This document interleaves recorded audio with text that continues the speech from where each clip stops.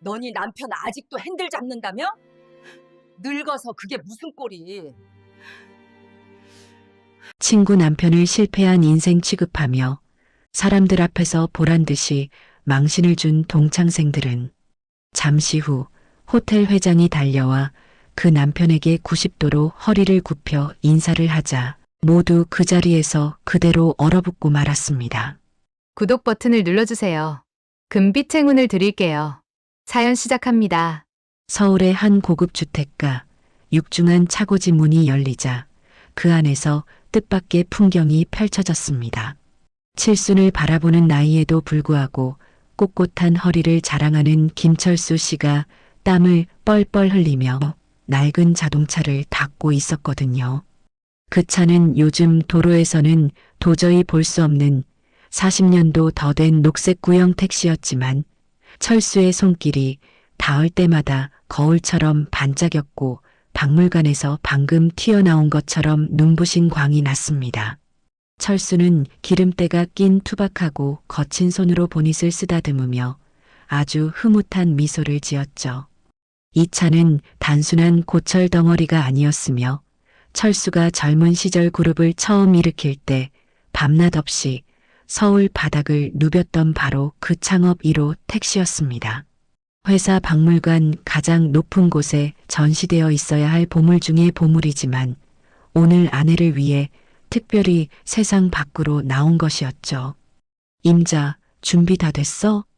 철수가 차고 문을 향해 부드럽고 중후한 목소리로 물었습니다. 현관문이 열리고 아내 박영숙 씨가 단정한 베이지색 코트 차림으로 걸어 나왔는데요. 그녀의 표정에는 설렘보다는 걱정이 한가득 묻어 있었습니다. 영숙은 남편의 이마에 맺힌 땀방울을 보며 안타까운 듯 혀를 찼습니다. 여보, 그냥 기사 보고 태워달라고 하지 그랬어요.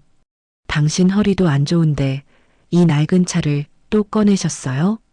직원들이 알면 기절할 노릇이에요.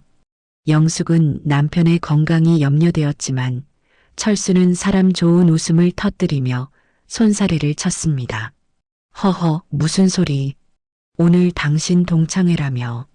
기사들이 운전하는 요즘 차는 편하긴 해도 옛날 맛이 안 나지. 내가 직접 모셔다 드려야 내 마음이 편해. 그리고 이 녀석도 오랜만에 바깥바람 좀 쐬고 싶다지 않나? 철수가 낡은 운전석 문을 열어주며 윙크를 보냈습니다. 영숙은 못 말리겠다는 듯 고개를 저었지만 입가에는 옅은 미소가 번졌죠.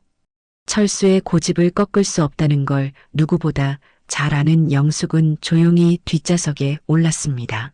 차가 부릉하는 경쾌한 엔진 소리와 함께 부드럽게 시동을 걸고 차고지를 빠져나갔고 두 사람은 복잡한 시내를 가로질러 모임 장소인 한 특급 호텔로 향했습니다. 차창 밖으로 스쳐 지나가는 서울의 풍경을 보며 철수는 옛 생각에 잠긴 듯 했습니다. 참 많이 변했어. 우리가 처음 이 차 몰고 다닐 때만 해도 저기 강남은 전부 배밭이었는데 말이야. 철수의 회상에 영숙도 고개를 끄덕였습니다. 그러게 말이에요. 그때는 하루 벌어 하루 먹고 살기 바빴는데 당신 손이 이렇게 거칠어질 때까지 쉼없이 달려왔네요. 영숙은 운전대를 잡은 남편의 투박한 손을 백미러를 통해 바라보며 가슴 한구석이 찡해오는 것을 느꼈습니다. 사실 오늘 모임 장소인 호텔 역시 철수의 그룹 계열사였지만 영숙은 티를 내지 않으려고 일부러 가장 수수한 옷차림을 하고 있었죠. 동창들에게 위화감을 주고 싶지 않은 배려였지만 과연 그들이 그 마음을 알아줄지는 미지수였습니다. 호텔 입구에 도착하자 입이 떡 벌어질 정도로 화려한 외제차들이 줄지어 서 있는 게 보였어요. 번쩍이는 세단들 사이로 철수의 낡은 녹색 택시가 들어서자 주변 사람들의 시선이 일제히 쏠리는 건 당연한 일이었습니다. 호텔 도어맨들이 당황해서 달려오려던 찰나였죠. 화려한 밍크 코트를 입고 진한 화장을 한 여자가 호텔 입구에 서 있다가 택시를 보자마자 미간을 확 찌푸리며 손을 휘저었습니다. 영숙의 여고 동창이자 학창 시절부터 유난히 영숙을 괴롭혔던 최미자였습니다. 미자는 택시가 자신의 앞쪽에 서려고 하자 기겁을 하며 뒷걸음질 쳤습니다. 어머, 이게 무슨 냄새야? 아, 저리 안 비켜? 호텔 물 흐리게 웬 똥차가 들어와.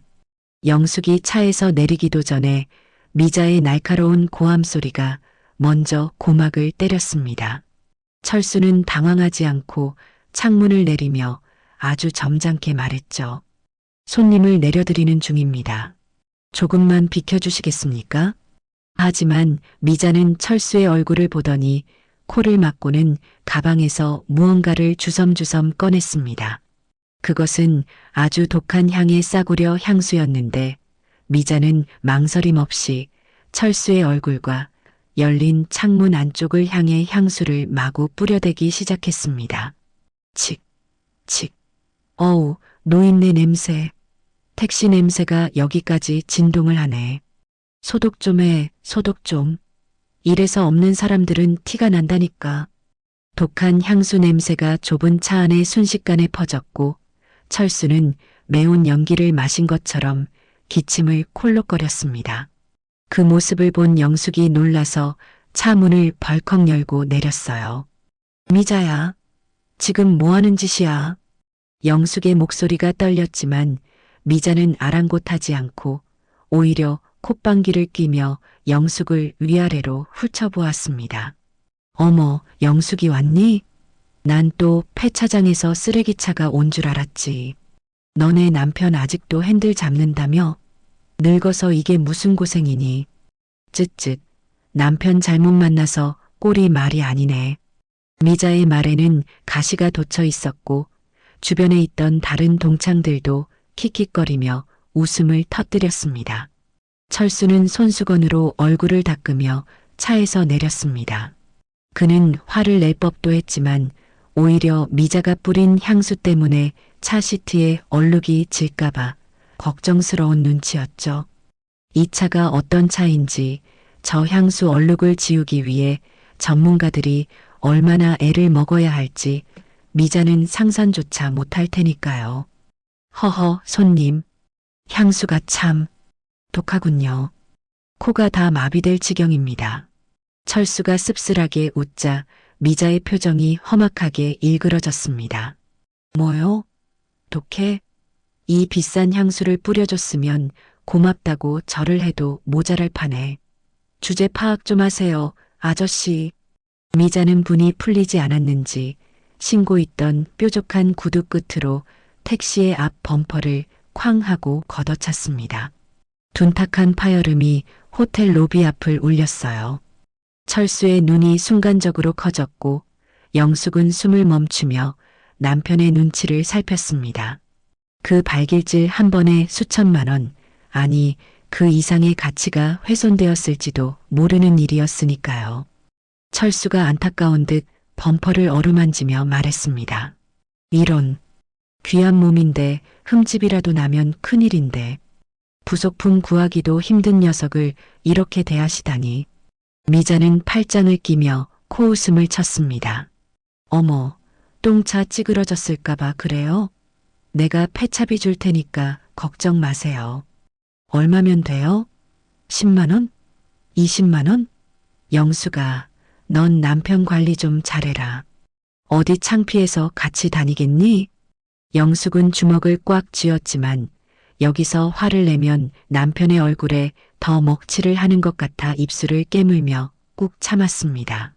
철수는 영숙의 떨리는 어깨를 가볍게 토닥이며 부드럽게 말했죠. 여보, 난 괜찮으니 들어가서 재미있게 놀다 와요. 이따가 마칠 때 데리러 올게. 친구분들이랑 맛있는 것도 많이 먹고. 철수는 미자에게 가볍게 목례를 하고는 다시 운전석에 올랐습니다. 그 뒷모습이 어찌나 당당하고 품위가 넘치는지 영숙은 울컥하는 마음을 애써 눌러야 했습니다. 미자는 떠나는 택시 뒷공무니에 대고 어우 매연, 폐암 걸리겠네 하며 요란하게 손부채질을 해댔고 영숙의 표정은 차갑게 굳어갔습니다. 하지만 미자는 꿈에도 몰랐을 겁니다. 방금 자신이 걷어찬 그 똥차의 수리비가 자신의 집 한 채 값보다 비싸다는 사실을, 그리고 자신이 무시한 그 기사 양반이 이 호텔의 주인이란 사실을 말이에요. 그리고 남편이 떠나자마자 미자는 영숙의 팔을 거칠게 잡아끌며 귓가에 속삭였습니다. 영숙아, 근데 너 옷이 그게 뭐니? 라벨도 없는 거 보니까 동대문에서 샀어? 우리 호텔격 떨어지게 정말. 우리 사위가 여기 총지배인인 거 알지? 너 같은 손님 오면 질색하더라. 미자의 모욕은 이제 겨우 시작일 뿐이었고 영숙은 오늘 하루가 아주 길어질 것 같다는 불길한 예감이 들었습니다. 호텔 회전문을 통과해 로비 안으로 들어선 미자는 마치 개선장군이라도 된 것처럼 턱을 치켜들고 앞장섰습니다. 그녀는 화려한 샹들리에와 대리석 바닥을 훑어보며 동창들에게 큰 소리로 떠들어댔죠. 얘들아, 여기 인테리어 바뀐 거 보이니? 내가 지난번에 우리 사위한테 로비가 좀 칙칙하다고 한마디 했더니 싹 바꿨네. 역시 우리 김서방은 내 말이라면 껌뻑 죽는다니까. 동창들은 미자의 허세가 지겹다는 듯 서로 눈짓을 교환했지만 겉으로는 어머 정말 미자 대단하다라며 비위를 맞춰주기에 바빴습니다. 영숙은 그 뒤를 조용히 따르며 씁쓸한 미소를 지었는데요. 사실 이 로비 리모델링은 남편 철수가 직접 지시하여 3년 전에 공사를 마친 것이었기 때문입니다. 미자가 안내 데스크 직원에게 다가가자 직원이 정중하게 인사를 건넸습니다. 어서 오십시오, 손님. 예약하셨습니까? 그러자 미자는 대뜸 인상을 찌푸리며 핸드백으로 데스크를 탁 쳤습니다. 어머, 나 몰라. 나 골드 멤버십 최미자야. 우리 사위가 여기 총지배인이라고 몇 번을 말해? 지배인 교육을 어떻게 시키는 거야, 정말. 직원은 당황한 기색이 역력했지만 미자는 아랑곳하지 않고 카드를 흔들어대며 으름장을 놓았습니다. 좋은 자리로 안내해. 창가 쪽 말고 사람들 다 볼 수 있는 중앙 자리 알지? 우리 친구들이 오랜만에 모였는데 격 떨어지게 구석에 처박으면 사위한테 바로 전화할 거야. 결국 직원들은 울며 겨자 먹기로 예약이 꽉 찬 중앙 테이블을 억지로 비워 미자 일행을 안내해야 했습니다. 자리에 앉자마자 미자의 갑질은 본격적으로 시작되었습니다. 그녀는 지나가는 웨이터를 손가락으로 까딱까딱 부르더니 물잔을 들이밀며 짜증 섞인 목소리로 소리쳤죠. 이봐요, 물이 왜 이렇게 미지근해? 얼음 안 띄워? 내가 이 시린 거 싫어한다고 했어. 안 했어? 센스가 없네, 센스가. 웨이터가 연신 고개를 숙이며 사과했지만 미자는 동창들을 둘러보며 너희들은 이런 고급 서비스 익숙하지 않지? 내가 다 가르쳐놔서 이 정도 하는 거야라며 우쭐댔습니다. 영숙은 그런 미자가 부끄러워 고개를 들 수가 없었습니다. 음식이 나오자 미자의 타깃은 다시 영숙에게로 향했습니다. 미자는 자신의 접시에 비싼 고기와 요리를 산더미처럼 쌓아놓고는 영숙의 접시를 곁눈질로 힐끔거렸죠. 영숙은 소화가 잘 되는 채소 위주로 조금만 담아온 상태였거든요. 어머, 영숙아. 넌 왜 풀만 먹니? 하긴 평소에 기사 식당에서 김치찌개나 먹을 텐데 이런 고급 요리가 입에 맞겠어? 위장이 놀랄까봐 그러니? 미자의 비아냥에 식탁 분위기가 순식간에 싸해졌지만 영숙은 차분하게 대꾸했습니다. 아니야, 요즘 속이 좀 불편해서 그래. 신경 써줘서 고맙다. 영숙이 무시하고 식사를 이어가려 하자 미자는 그 태도가 마음에 들지 않았는지 영숙의 옷소매를 덥석 잡았습니다. 그날 영숙이 입은 옷은 옅은 베이지색의 단정한 코트였는데 겉보기엔 평범해 보여도 사실은 이태리 장인이 1년에 딱 5벌만 만든다는 돈이 있어도 구하기 힘든 마스터피스였습니다. 미자는 옷감을 거칠게 비벼대며 혀를 찼습니다. 세상에 원단 뻣뻣한 것 좀 봐. 영수가 이거 어디서 샀니? 라벨도 없는 거 보니까 동대문 시장 바닥에서 떨이로 주워온 거야? 우리 호텔격 떨어지게 정말. 영숙은 조용히 팔을 빼내며 옷매무새를 다듬었습니다. 오래 입어서 내 몸에 편해. 그리고 옷이 명품인 게 뭐가 중요하니? 사람이 명품이어야지. 영숙의 뼈 있는 한마디에 미자의 눈썹이 꿈틀했습니다. 자신을 무시한다고 생각한 미자는 입꼬리를 비릿하게 올리며 젓가락으로 붉은 국물이 뚝뚝 떨어지는 김치를 집어들었죠. 그래, 말 한 번 잘했다.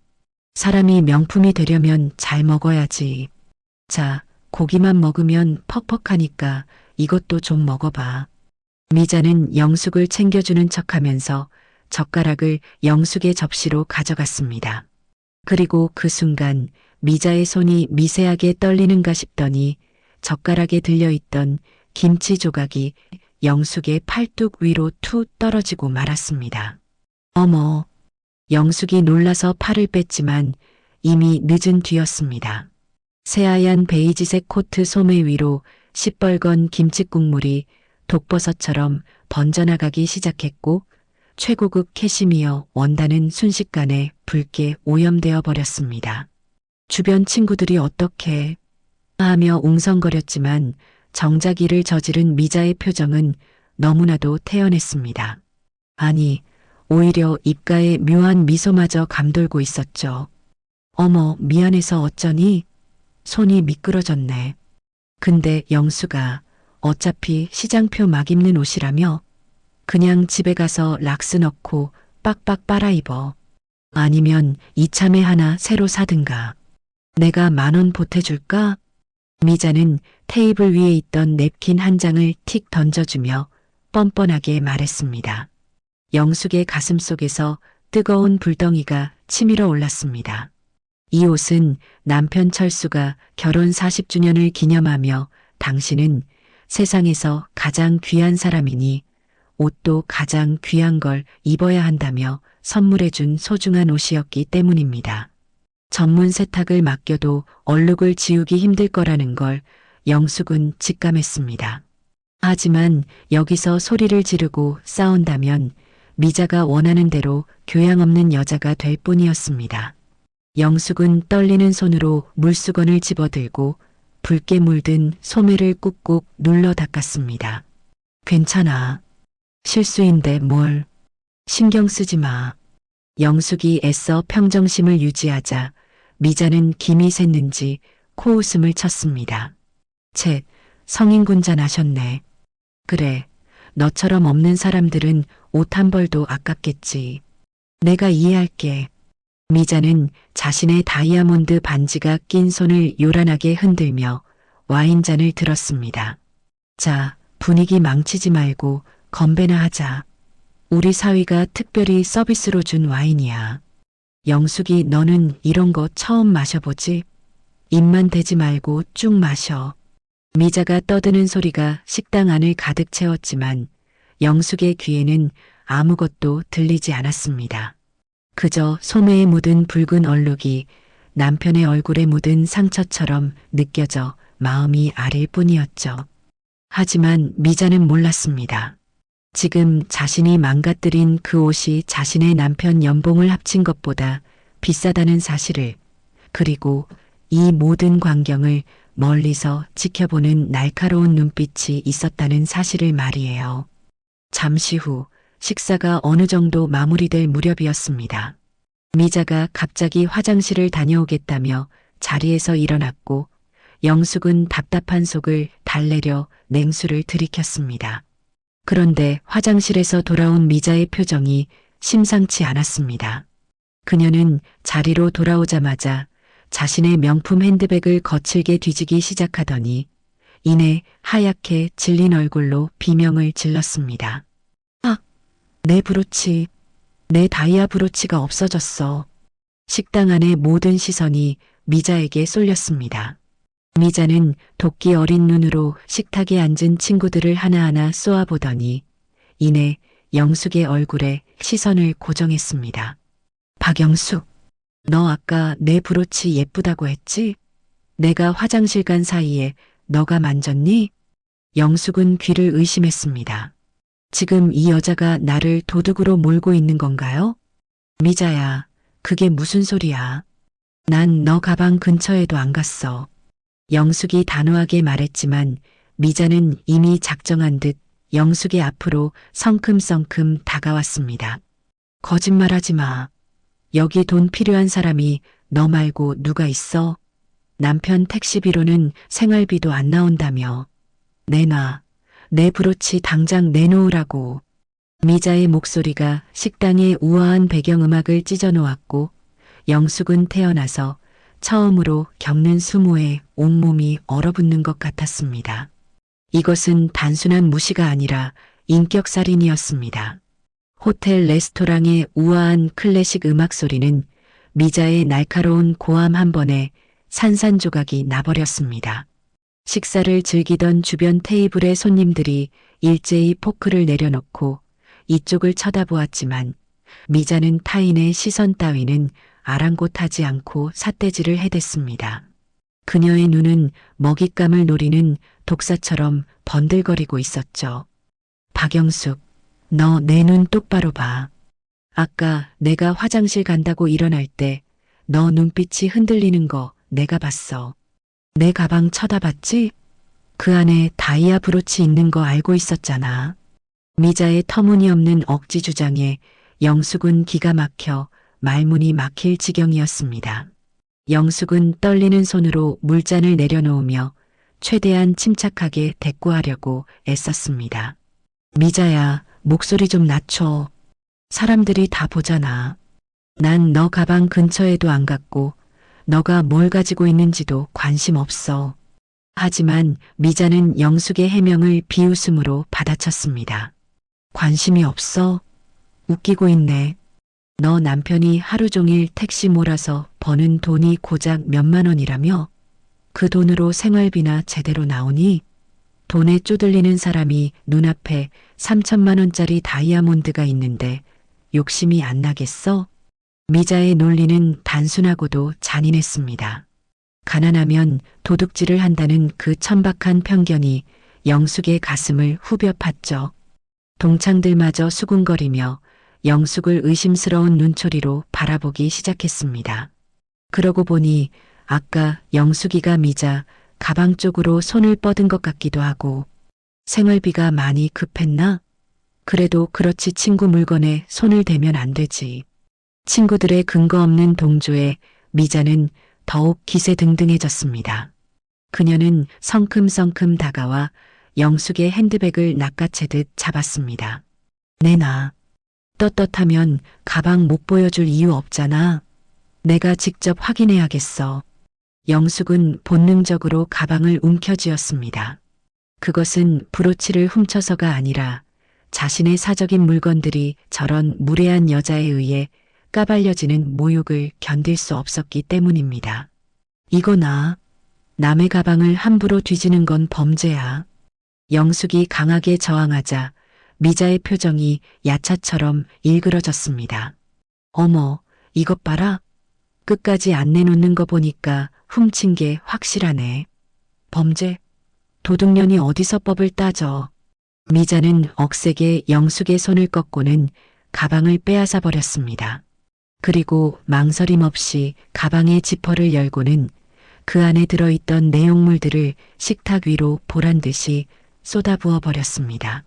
와르르 하는 소리와 함께 영숙의 소지품들이 식탁보 위로 나뒹굴었습니다. 낡은 가죽 지갑, 오래된 손수건, 돋보기 안경, 그리고 남편 철수와 찍은 빛바랜 가족사진 한 장이 힘없이 떨어졌죠. 미자는 쏟아진 물건들을 거칠게 휘저으며 브로치를 찾았습니다. 어디 숨겼어? 지갑 안에 넣었나? 아니면 안주머니? 미자는 영숙의 지갑까지 열어 젖히더니 그 안에 들어있던 10,000원짜리 몇 장을 보고는 코웃음을 쳤습니다.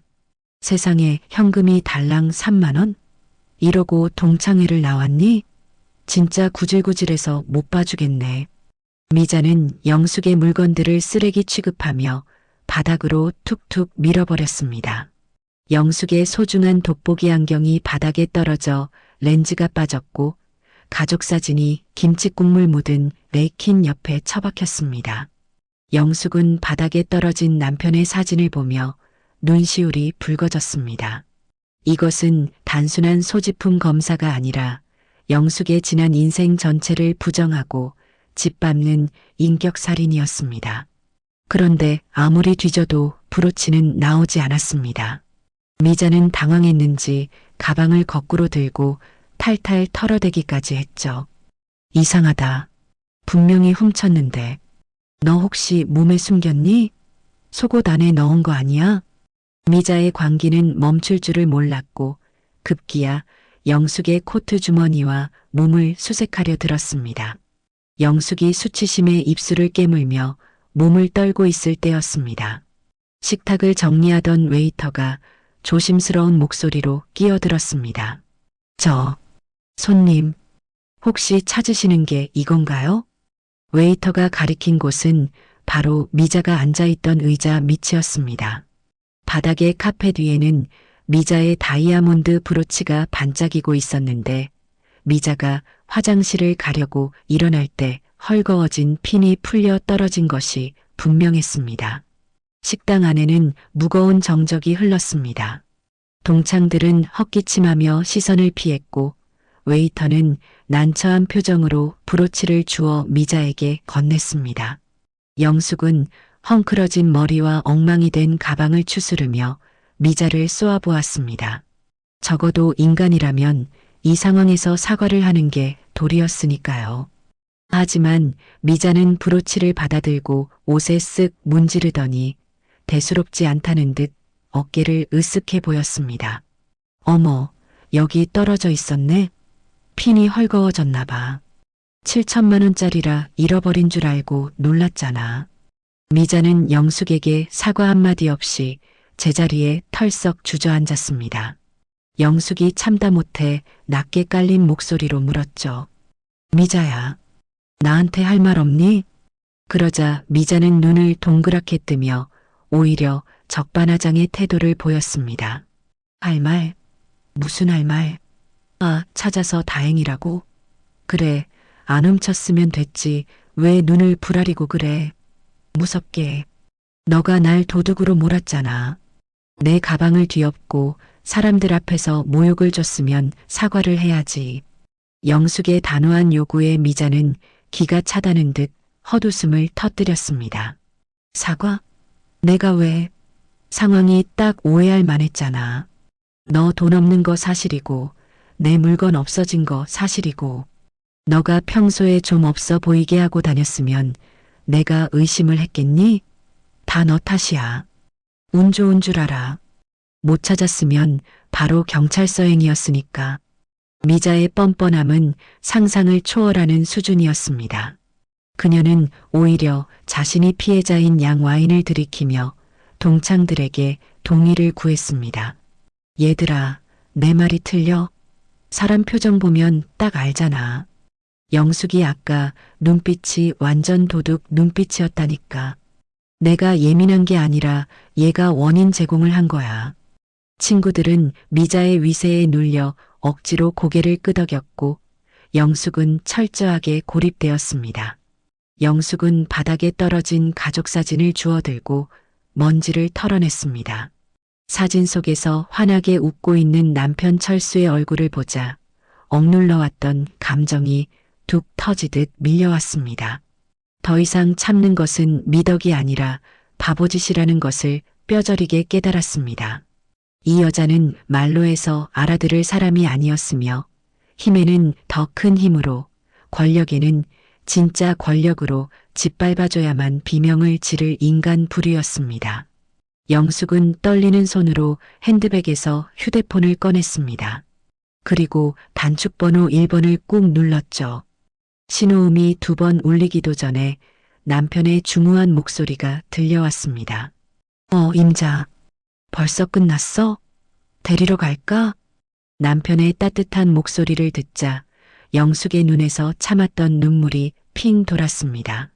하지만 영숙은 울음을 삼키며 평소보다 훨씬 차갑고 단호한 목소리로 말했습니다.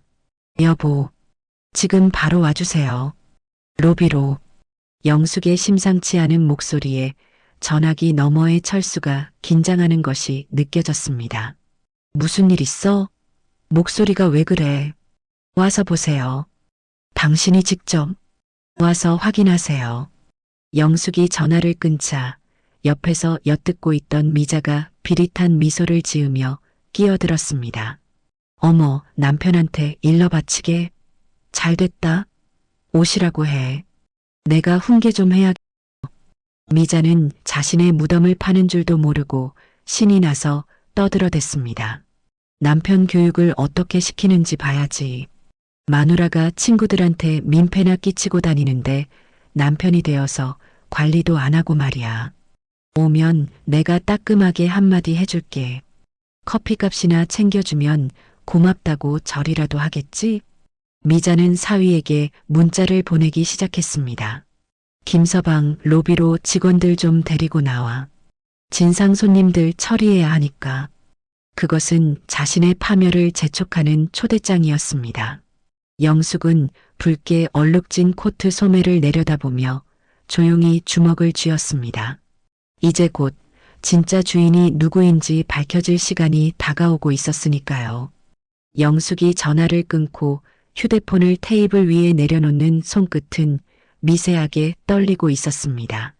그녀의 시선은 멍하니 허공을 응시하고 있었지만 머릿속은 지난 수십 년간 참아왔던 서름과 인내가 한꺼번에 무너져 내리는 굉음으로 가득 찼습니다. 베이지색 코트 소매에 스며든 붉은 김치 국물은 시간이 지날수록 검붉게 말라붙어 마치 지울 수 없는 낙인처럼 영숙의 자존심을 옥죄어 오고 있었죠. 맞은편에 앉은 미자는 영숙의 침묵을 패배자의 굴복으로 받아들인 듯 승리감에 도취되어 와인잔을 빙글빙글 돌리고 있었습니다.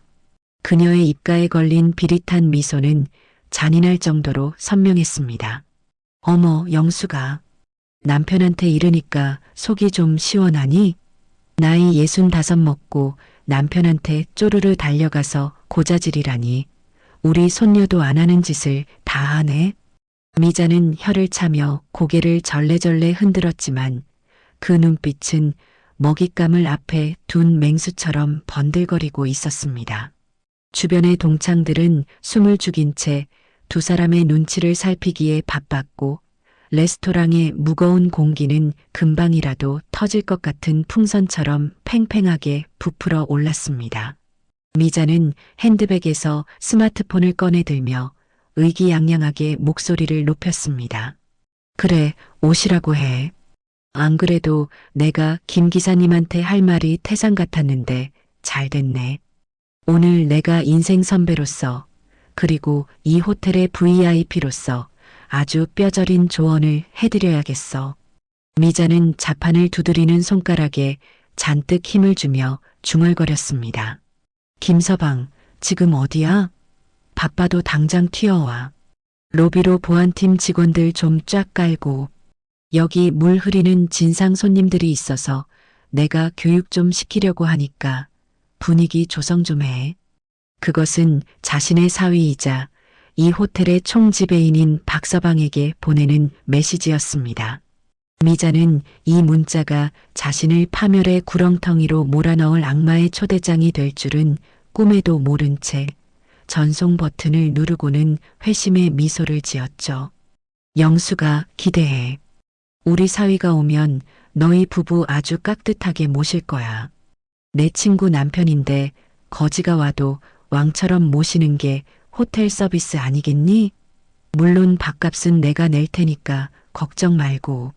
미자의 조롱 섞인 웃음소리가 식당 천장을 찔렀습니다. 영숙은 대꾸할 가치조차 느끼지 못해 그저 창밖을 바라보았습니다. 창밖에는 어둠이 내려앉고 있었고 화려한 호텔 조명 아래로 낡은 녹색 택시 한 대가 미끄러지듯 들어오고 있는 것이 보였으니까요. 한편 호텔 로비 입구에서는 일대 소란이 벌어지기 직전에 폭풍 전야가 감돌고 있었습니다. 이 호텔에서만 20년을 근속한 베테랑 도어맨 박 반장은 평소처럼 벤츠와 BMW 같은 최고급 세단들의 문을 열어주며 기계적인 미소를 짓고 있었습니다. 그는 타이어 소리만 들어도 차종을 맞출 수 있을 정도로 경험이 풍부한 사람이었죠. 그런데 저 멀리 진입로에서부터 들려오는 엔진 소리는 평소와는 전혀 달랐습니다. 달달달달. 마치 40년 전 흑백 영화에서나 들릴 법한 거칠지만 규칙적인 기계음이 들려왔습니다. 박 반장은 고개를 갸웃거리며 소리가 나는 쪽으로 시선을 돌렸습니다. 그리고 잠시 후 그의 눈이 튀어나갈 듯 커졌습니다. 화려한 조명을 받으며 들어오는 저 차는 다름 아닌 현대자동차의 전설적인 모델 포니 원 택시였기 때문입니다. 그것도 녹슬어가는 고물이 아니라 박물관 유리 진열장 안에 있어야 할 만큼 완벽하게 관리된 국방색의 거차였습니다. 저 차는? 박 반장의 등줄기로 식은 땀이 한 줄기 흘러내렸습니다. 그는 신입사원 시절 그룹 창립 기념일 행사 때 회장님이 눈물을 글썽이며 어루만지던 그 창업 1호차를 기억하고 있었습니다. 번호판을 확인한 박 반장의 심장이 쿵 하고 내려앉았습니다. 서울 일가 1234. 절대 잊을 수 없는 그룹의 살아있는 역사이자 왕 회장님의 분신과도 같은 번호였습니다. 박 반장은 들고 있던 무전기를 놓칠 뻔했습니다. 그는 사색이 된 얼굴로 무전기 버튼을 꾹 눌렀습니다. 코드 제로 발령. 전 직원 비상대기. 정문에 왕 회장님 출연. 반복한다.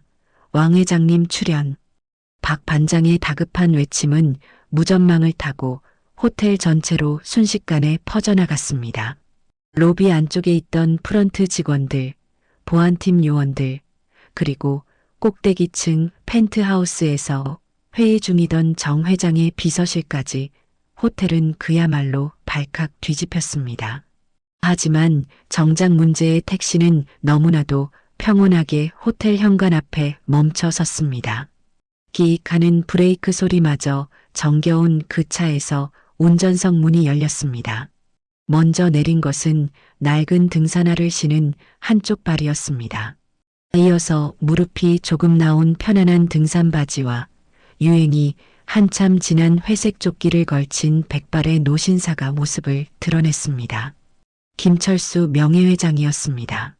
그는 차에서 내리자마자 익숙한 손놀림으로 차 문을 닫고는 습관처럼 장갑 낀 손으로 차의 보닛을 한번 쓸어내렸습니다. 아까 미자가 발로 찼던 범퍼 쪽을 확인하는 그의 눈빛에는 안타까움이 서려 있었죠. 철수는 주머니에서 꼬깃꼬깃한 손수건을 꺼내 범퍼에 묻은 구두 자국을 정성스럽게 닦아냈습니다. 미안하다. 주인 잘못 만나서 너가 고생이 많구나. 철수는 차에게 말을 건네듯 중얼거리고는 옷매무새를 다듬으며 호텔 회전문을 향해 걸음을 옮겼습니다. 그의 손은 거칠고 투박했으며 손톱 밑에는 미처 지우지 못한 검은 기름때가 끼어 있었지만 곧게 펴진 어깨와 흔들림 없는 눈빛에서는 범접할 수 없는 기품이 흘러나왔습니다. 화려한 호텔 로비에 등산복 차림의 택시 기사가 들어서자 로비를 오가던 사람들의 시선이 쏠리는 것은 당연했습니다. 하지만 대부분의 사람들은 그저 길 잃은 노인이나 화장실을 쓸어 온 기사 정도로 생각하고 혀를 차며 지나칠 뿐이었죠. 오직 무전을 듣고 하얗게 질린 얼굴로 뛰어오는 직원들만이 사태의 심각성을 알고 있었습니다. 바로 그때였습니다. 엘리베이터 문이 열리고 미자가 동창들과 영숙을 이끌고 로비로 나왔습니다. 미자는 로비 중앙에 서 있는 철수를 발견하자마자 마치 기다렸다는 듯 과장된 몸짓으로 손을 흔들었습니다. 어머, 저기 오셨네. 기사님, 여기에요, 여기. 미자의 목소리는 로비의 웅장한 천장을 때리고 울려 퍼졌습니다. 그녀는 동창들을 돌아보며 득이양양한 표정으로 속삭였습니다. 얘들아, 저 꼬라지 좀 봐. 등산복에 저 꾀죄죄한 몰골. 진짜 택시기사 맞지? 내가 없는 말 지어낸 거 아니지? 동창들은 철수의 남루한 행색을 보고 킥킥거렸고 영숙은 고개를 숙인 채 입술을 깨물었습니다. 미자는 또각또각 구두 굽소리를 요란하게 내며 철수에게 다가갔습니다. 그녀의 눈에는 철수가 존경받는 기업가가 아니라 그저 자신의 우월함을 증명해줄 초라한 먹잇감으로밖에 보이지 않았으니까요. 철수는 자신을 향해 걸어오는 미자를 보며 인자한 미소를 지었습니다. 하지만 그 미소 뒤에는 그 누구보다 차가운 분노가 서려 있다는 것을, 그리고 그 분노가 이 호텔을 집어삼킬 만큼 거대하다는 것을 미자는 전혀 눈치채지 못했습니다. 어이구, 기사 양반. 여기까지 오느라 고생하셨네. 기름값은 건졌소? 미자가 철수의 코앞까지 다가와 팔짱을 끼며 삐딱하게 물었습니다. 동시에 그녀의 사위이자 호텔 총지배인인 박서방이 보안 요원들을 대동하고 로비 저편에서 급하게 뛰어오는 모습이 보였습니다. 미자는 사위를 보자마자 천군만마를 얻은 듯 목소리를 더욱 높였죠. 김서방, 이리 와봐. 여기 잡상인 출입 금지 안 시키고 뭐해? 물 관리 좀 하라니까. 미자의 그 외침은 잠자고 있던 사자의 코털을 뽑아버리는 최후의 방아쇠였습니다. 이제 심판의 시간이 시작된 것입니다. 호텔 정문에 멈춰선 녹색 포니 택시의 엔진 소리가 탈탈탈거리며 잦아들자 20년 베테랑 도어맨 박 반장의 심장은 그와 반대로 미친 듯이 요동치기 시작했습니다. 그는 자신의 두 눈을 의심하며 거친 손으로 눈꺼풀을 비벼댔지만 눈앞에 있는 그 차는 환영이 아니라 분명한 실체였습니다. 박 반장의 기억 속 시계 태엽이 30년 전으로 되감겼습니다. 그가 갓 입사했던 신입사원 시절 그룹 창립 기념식 단상 옆에 전시되어 있던 바로 그 전설적인 차 왕 회장님이 눈물을 훔치며 내 젊음과 열정이 이 차에 다 녹아있다고 회고하던 그 창업 1호차가 지금 자신의 눈앞에 서 있었기 때문입니다. 박 반장은 마른 침을 꿀꺽 삼켰습니다. 단순히 차종이 같은 게 아니었습니다. 그는 떨리는 눈동자로 번호판을 다시 한번 확인했습니다. 서울 일가 1234. 그것은 이 호텔, 아니 이 거대한 그룹의 모든 임직원이 사번보다 먼저 외워야 하는 성역과도 같은 번호였습니다. 박 반장의 등줄기를 타고 식은땀이 비 오듯 쏟아져 내렸고 빳빳하게 다려진 유니폼 셔츠가 순식간에 축축하게 젖어 들어갔습니다. 그는 손에 쥐고 있던 무전기를 놓칠 뻔하며 허둥지둥 송신 버튼을 눌렀습니다. 비상, 비상, 전 직원 위치로, 코드 제로, 반복한다. 코드 제로 발령. 박 반장의 목소리는 공포와 경외감으로 인해 갈라지고 뒤집혀 쇳소리가 섞여 나왔습니다. 무전기 너머 상황실에서는 당황한 보안팀장의 목소리가 치직거리는 잡음과 함께 들려왔죠. 박 반장, 진정해. 코드 제로라니? 설마 화재라도 났나? 테러야? 보안팀장의 다급한 물음에 박 반장은 숨을 헐떡이며 호텔 정문을 바라보았습니다. 낡은 등산복 차림의 노신사가 택시에서 내려 마치 자신의 안방에 들어오듯 위풍당당하게 걸어오고 있는 모습이 보였기 때문입니다. 아닙니다. 화재보다 더합니다. 왕 회장님입니다. 명예회장님이 직접 오셨습니다. 그것도 1호차를 타고 오셨습니다. 그 한마디는 호텔이라는 거대한 벌집을 몽둥이로 내려친 것과 같은 효과를 가져왔습니다. 지하 3층 방제실에서 CCTV 화면을 보고 있던 보안 요원들이 벌떡 일어났고 1층 프런트 데스크에서 미소를 연습하던 여직원들의 얼굴이 사색이 되어 굳어졌습니다. 특히 로비 매니저는 너무 놀라들고 있던 고객 명단을 바닥에 떨어뜨릴 정도였습니다. 평소 예고 없이 암행시차를 나오기로 유명한 왕 회장이었지만 이렇게 대놓고, 그것도 박물관에 있어야 할 택시를 몰고 정문으로 들어올 줄은 아무도 상상하지 못했기 때문입니다. 같은 시각 호텔 최고층인 63층 펜트하우스 회의실의 공기는 무겁게 가라앉아 있었습니다. 현재 그룹을 이끌고 있는 정 회장은 임원들을 모아놓고 다음 분기 실적 보고를 받고 있는 중이었습니다. 정 회장은 깐깐하기로 소문난 인물이라 발표를 맡은 상무는 식은땀을 흘리며 스크린의 도표를 설명하고 있었죠. 그래서 이번 분기 영업이익은 전년 대비 3% 상승할 것으로. 그때였습니다. 굳게 닫혀있던 회의실 문이 쾅 하는 굉음과 함께 부서질 듯 열렸습니다. 정 회장의 미간이 찌푸려졌습니다. 회의 중에 문을 벌컥 여는 것은 해고, 사유에 해당할 만큼 무례한 행동이었으니까요. 하지만 문을 열고 뛰어들어온 비서실장의 얼굴은 백지장처럼 하얗게 질려 있었고 숨이 턱 끝까지 차올라 말을 제대로 잇지 못했습니다. 회장님, 큰일 났습니다. 정 회장은 불쾌한 기색을 감추지 않으며 안경을 고쳐 썼습니다. 김 실장, 자네 미쳤나? 지금 임원 회의 중인 거 안 보여? 큰일이라니, 불이라도 났어? 비서실장은 다리가 풀릴 것 같은지 문고리를 잡고 간신히 버티며 소리쳤습니다. 왕 회장님께서, 명예회장님께서 지금 로비에 계십니다.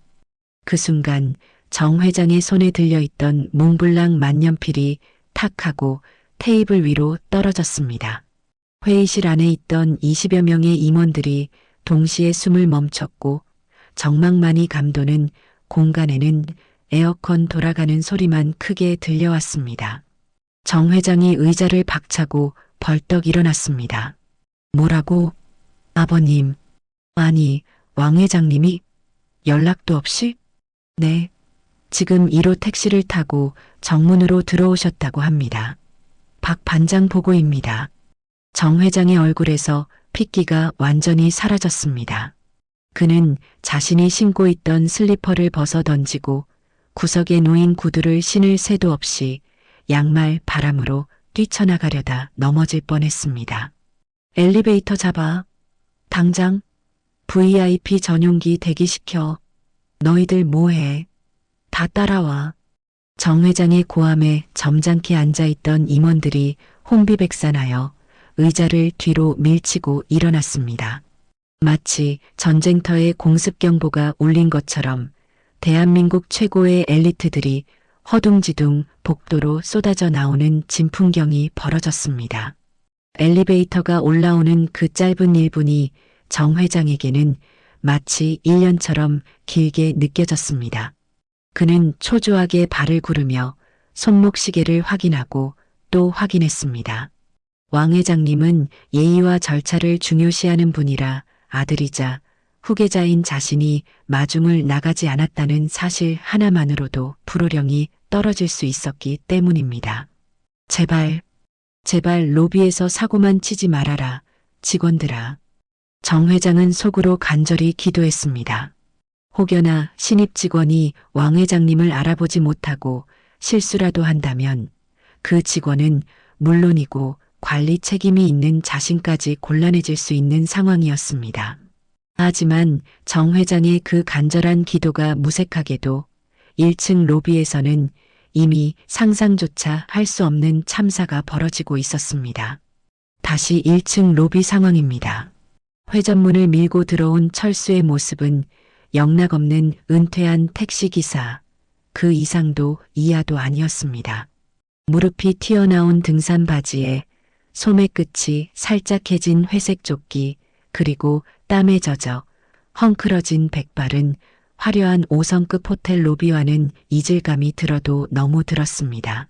로비를 오가던 투숙객들은 철수를 보며 수군거렸습니다. 저 할아버지 뭐야? 길 잃으셨나? 등산 갔다가 화장실 급해서 오신 거 아니야? 경비원들은 뭐하고 안내 보내? 사람들의 시선에는 경멸과 호기심이 뒤섞여 있었지만 철수는 그따위 시선쯤은 아랑곳하지 않고 당당하게 걸음을 옮겼습니다. 그는 로비 중앙에 높게 걸린 대형 샹들리에를 잠시 올려다보며 먼지 하나 없이 관리된 상태에 만족한 듯 고개를 끄덕였죠. 자신이 평생을 바쳐 일군 호텔이 여전히 건재하다는 사실에 자부심을 느끼는 순간이었습니다. 바로 그때 저쪽 소파에 앉아있던 미자가 벌떡 일어나며 철수의 시야를 가로막았습니다. 미자는 동창들에게 내가 저 기사 양반 교육 좀 시키고 올게라고 큰 소리치며 또각또각 걸어왔습니다. 호텔 직원들은 왕 회장님을 알아보고 사색이 되어 달려오고 있었지만 등산복 입은 노인네에게 시야가 고정된 미자의 눈에는 직원들의 다급한 손짓이 전혀 보이지 않았습니다. 오직 자신의 사위가 총지배인이라는 권력 그리고 돈이면 뭐든지 할 수 있다는 오만함만이 미자의 눈과 귀를 멀게 하고 있었죠. 미자는 철수 앞에 짝다리를 짚고 서서 껌을 짝짝 씹으며 아래 위로 훑어보았습니다. 어이구, 기사 양반. 오라는 데가 호텔이라 많이 놀라셨지? 평생 이런 데 들어와 본 적이나 있겠어? 미자의 목소리는 하이톤으로 찢어져 로비 전체에 쩌렁쩌렁 울렸습니다. 달려오던 박 반장이 그 소리를 듣고 멈칫하며 다리가 풀려 주저앉을 뻔했습니다. 감히 왕 회장님께 대한민국 경제를 이끌어온 살아있는 전설에게 저런 막말을 쏟아붓다니요. 하지만 철수는 화를 내기는커녕 사람 좋은 미소를 지으며 허허 웃었습니다. 그는 자신의 신분을 숨기고 서민들의 삶을 체험하는 이 순간을 즐기고 있었는지도 모릅니다. 허허, 그렇군요. 손님 덕분에 호강합니다. 그런데 저를 부르신 이유가? 철수의 겸손한 대답에 미자는 기가 살아서 콧대를 더 높이 세웠습니다. 이유? 이유가 없으면 못 부르나? 내가 이 호텔 VIP야. 내 말 한마디면 기사 양반 차도 여기 주차할 수 있게 해줄 수 있어. 영숙이 데리고 사느라 고생하는 것 같아서 내가 적선 좀 하려고 불렀지. 미자는 자신의 지갑을 열었습니다. 그녀의 손에는 빳빳한 5만 원권 지폐들이 가득했지만 그녀가 손가락으로 집어든 것은 지갑 구석에 처박혀 있던 꼬깃꼬깃한 1,000원짜리 지폐 3장이었습니다. 미자는 그 돈을 마치 더러운 것을 만지듯 손가락 끝으로 집어들고는 철수의 눈앞에서 팔랑거렸습니다. 자, 옛다티. 3,000원이면 자판기 커피 10잔은 뽑아 먹겠네. 나가면서 커피나 한 잔 뽑아 드셔. 그리고 남의 영업장에서 냄새 피우지 말고 얼른 나가고. 주변의 공기가 순식간에 얼어붙었습니다. 멀리서 지켜보던 영숙은 눈을 질끈 감았고 달려오던 호텔 직원들은 경악하여 입을 다물지 못했습니다. 그것은 단순한 모욕이 아니라 사자의 콧수염을 뽑아 불을 붙이는 행위나 다름없었으니까요. 철수는 미자가 내민 1,000원짜리를 물끄러미 내려다보았습니다. 그의 투박한 손이 미세하게 꿈틀거렸습니다. 그 손은 수많은 계약서에 서명하고 수만 명 직원의 생계를 책임져온 손이었습니다. 그런데 고작 1,000원짜리 3장으로 그 인생 전체가 매도당하는 순간이었습니다. 하지만 철수는 여전히 침착했습니다. 그는 오히려 주머니에 손을 넣더니 운전하다가 졸릴 때 먹으려고 챙겨둔 박하사탕 하나를 꺼냈습니다. 은색 포장지에 쌓인 싸구려 박하사탕이었습니다. 손님 말씀이 참 거치시군요. 입이 쓰신 것 같은데 이거라도 드시지요. 화 좀 가라앉히는 데는 이게 최고입니다. 철수가 사탕을 건네자 미자의 얼굴이 불그락푸르락해졌습니다. 감히 택시기사 주제에 감히 자신 같은 귀부인에게 싸구려 사탕을 내밀다니요. 미자의 자존심에 씻을 수 없는 스크래치가 난 것이나 다름없었습니다. 뭐, 사탕? 이 노인네가 진짜 돌았나? 미자는 철수의 손을 거칠게 쳐냈습니다. 탁 하는 소리와 함께 박하사탕이 바닥으로 굴러떨어졌습니다.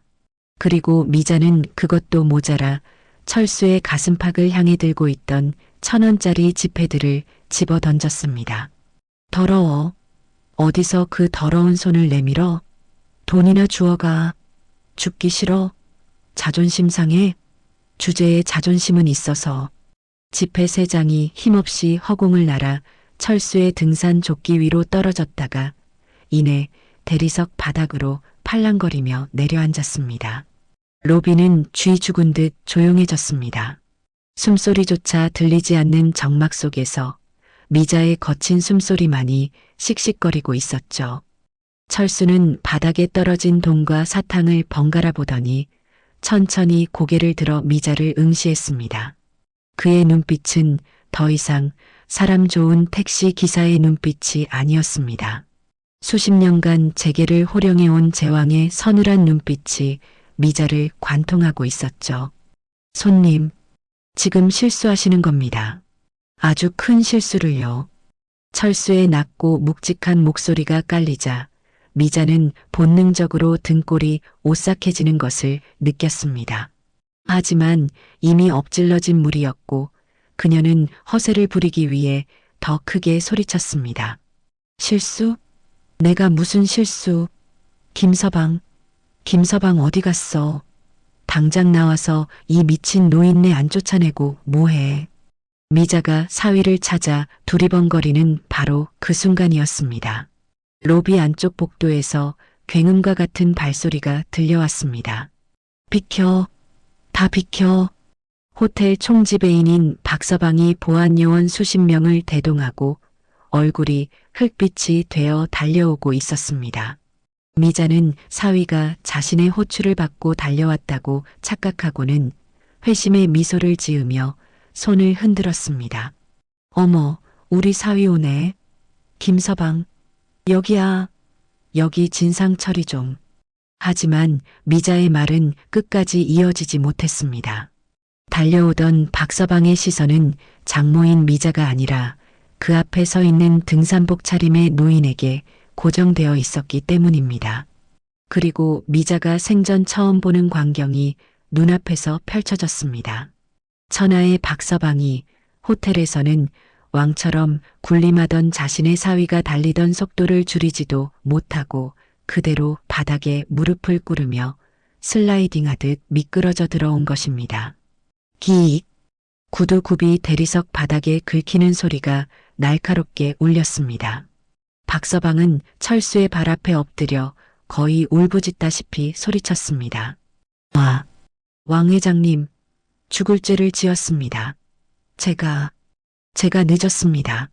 미자의 입이 턱 빠질 듯 벌어졌습니다. 그녀의 눈동자가 지진이라도 난 것처럼 심하게 흔들리기 시작했습니다. 지금 내 사위가 뭐라고 한 거지? 왕, 회장? 호텔 로비의 차가운 대리석 바닥에 무릎이 닿는 둔탁한 소리가 울려 퍼진 후 로비에는 마치 시간이 멈춘 듯한 기이한 정적이 감돌았습니다. 호텔의 제왕이나 다름없던 총지배인 박서방이 꾀재재한 등산복 차림의 노인 앞에서 납작 엎드려 벌벌 떨고 있는 광경은 그야말로 초현실적인 그림이었으니까요. 미자는 자신의 눈앞에서 벌어진 이 황당한 시트콤을 도무지 이해할 수가 없었습니다. 그녀의 눈동자는 지진이라도 난 것처럼 심하게 흔들렸고 입술은 파르르 떨려 말이 제대로 나오지 않았습니다. 김서방, 자네 지금 뭐 하는 거야? 다리에 쥐 났어? 미자는 애써 상황을 합리화하려는 듯 떨리는 손으로 사위의 어깨를 거칠게 잡아당겼습니다. 하지만 박서방은 요지부동이었고 오히려 바닥에 이마를 찌을 기세로 더 깊숙이 고개를 숙이며 흐느꼈습니다. 장모님, 제발 그 입 좀 다무세요. 우리 다 죽습니다. 사위의 절규에 미자의 얼굴이 울그락불그락해졌습니다. 감히 하늘 같은 장모에게 입을 다물라니 미자는 자존심이 상해 견딜 수가 없었죠. 이게 미쳤나? 술 마셨어? 낮술했니? 아니면 노망이 났어? 저런 택시기사가 뭐라고 무릎을 꿇어. 당장 일어나지 못해? 미자가 사위의 등짝을 핸드백으로 퍽퍽 내리쳤지만 박서방은 철수의 눈치를 보느라 일어날 생각조차 하지 못했습니다. 철수는 그 난장판 속에서도 태연하게 뒷짐을 지고 서 있었습니다. 그는 바닥에 떨어진 1,000원짜리 지폐 3장과 사위의 정수리를 번갈아 보며 혀를 찼습니다.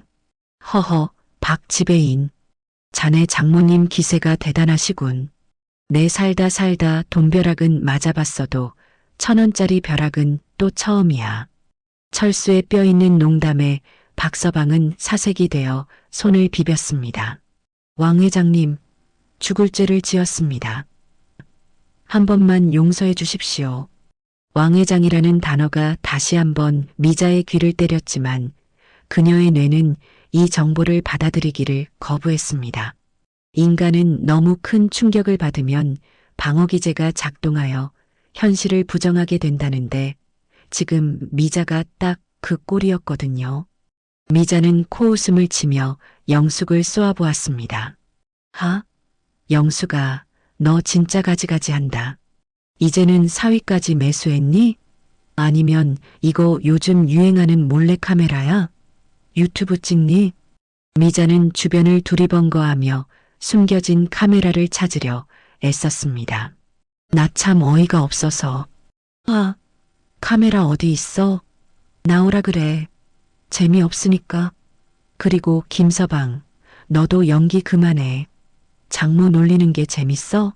너 내가 이혼시킨다? 미자의 현실 부정은 애처로울 지경이었지만 영숙은 싸늘한 눈빛으로 미자를 내려다볼 뿐이었습니다. 미자야, 아직도 상황 파악이 안 되니? 연기가 아니야. 너가 발로 찬 그 차도, 너가 돈 던진 우리 남편도 전부 진짜야. 영숙의 차분한 목소리가 미자의 가슴을 찔렀지만 미자는 귀를 막으며 고개를 저었습니다. 닥쳐. 거짓말하지 마. 택시기사가 무슨 회장이야? 회장이 왜 택시를 몰아? 거짓말도 정도껏 해야 속아주지. 이거 다 쇼야.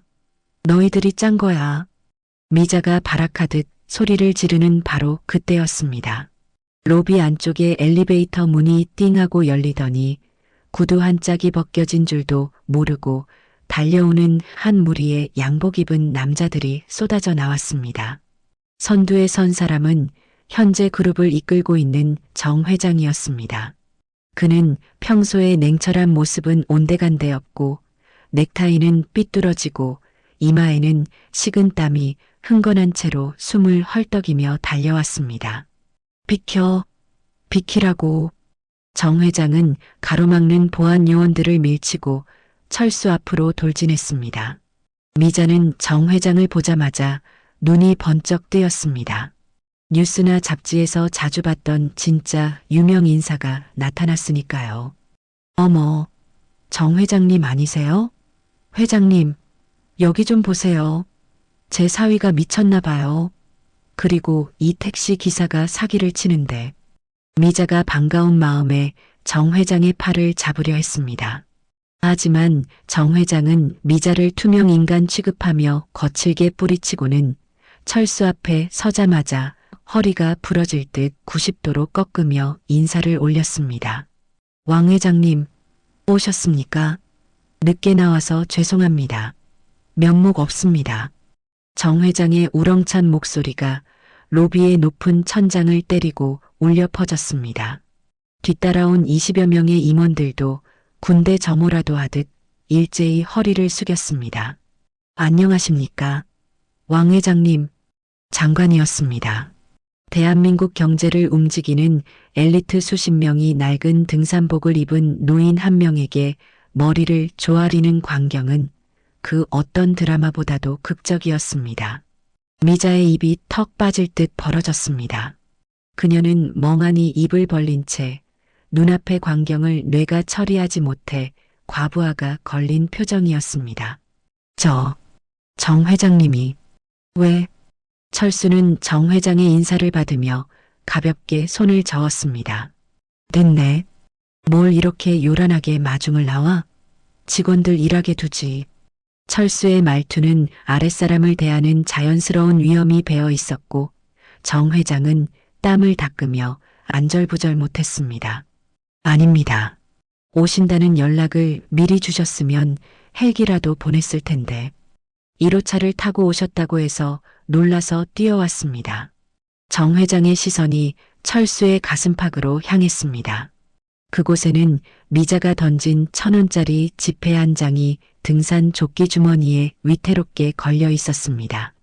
정 회장의 눈썹이 꿈틀했습니다. 회장님 가슴에 저 돈은 뭡니까? 철수는 피식 웃으며 걸려있던 지폐를 손가락으로 집어들었습니다. 아, 이거 팁이라더군. 자판기 커피나 뽑아 먹으라고 주던데. 철수의 시선이 미자에게로 향하자 정 회장은 사태를 파악하고는 야수처럼 돌변하여 미자를 노려보았습니다. 당신이야? 감히 누구 몸에 돈을 던져. 당신 제정신이야? 정 회장의 호통에 미자는 히익하며 뒷걸음질 쳤습니다. 다리가 후들거려 제대로 서 있을 수조차 없었죠. 아니, 그게 아니라 저는 그냥 기사님인 줄 알고. 미자가 말도 안 되는 변명을 늘어놓으려던 찰나 정 회장의 시선이 이번에는 영숙에게로 옮겨갔습니다.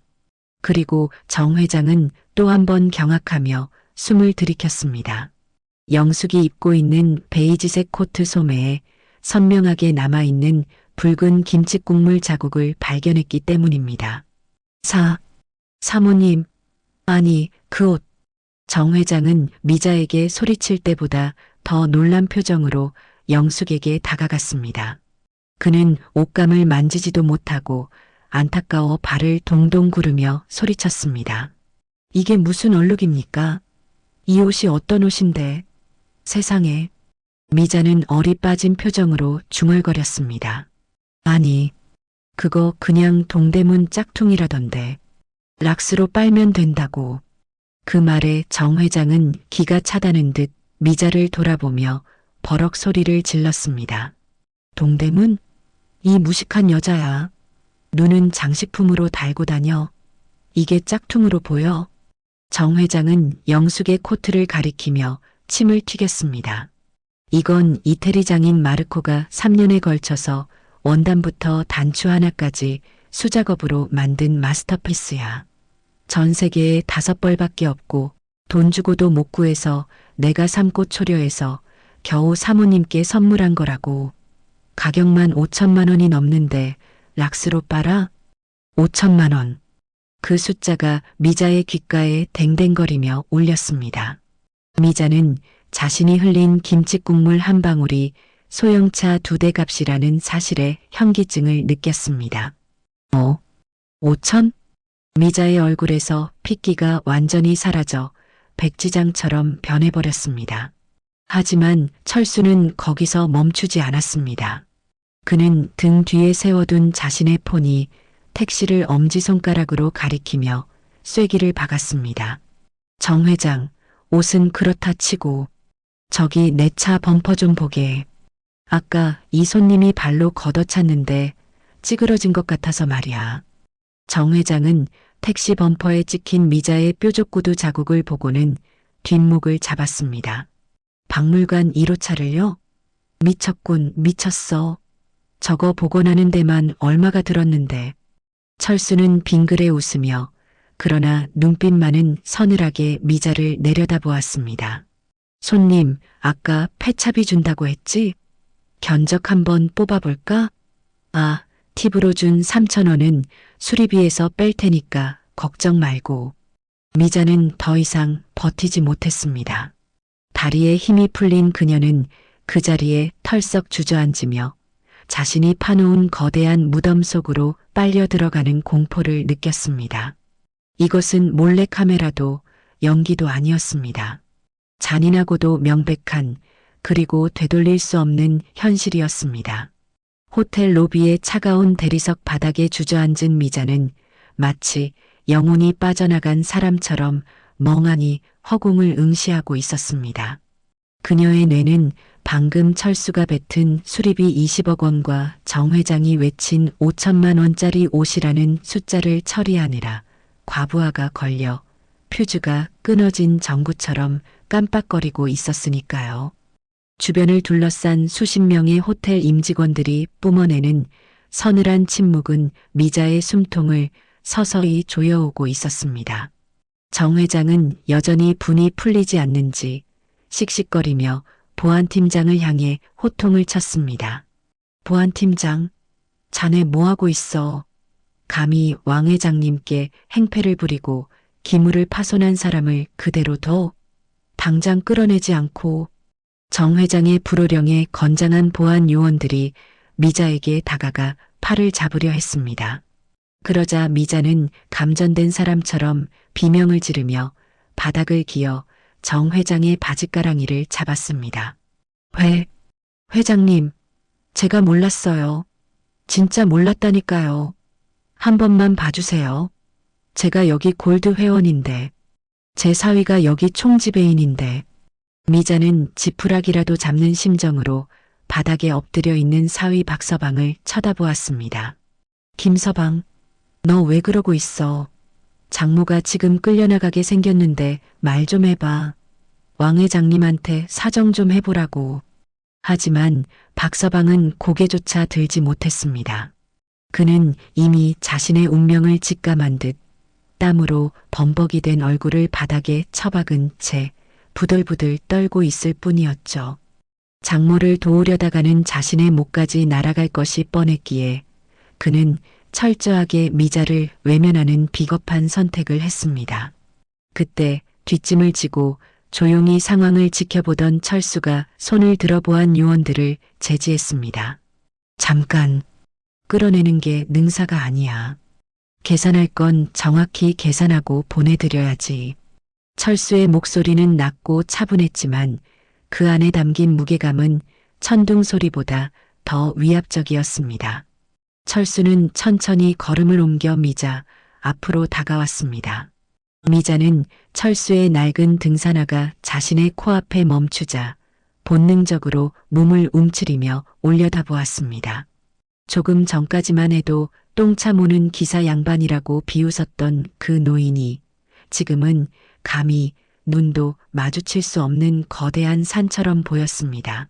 철수는 주머니에서 휴대폰을 꺼내 비서실장에게 전화를 걸었습니다. 스피커폰을 통해 비서실장의 또렷한 목소리가 로비에 울려 퍼졌습니다. 네, 회장님. 지시 기다리고 있습니다. 철수는 미자의 눈을 똑바로 응시하며 한마디 한마디 못을 박듯이 또박또박 명령을 내렸습니다.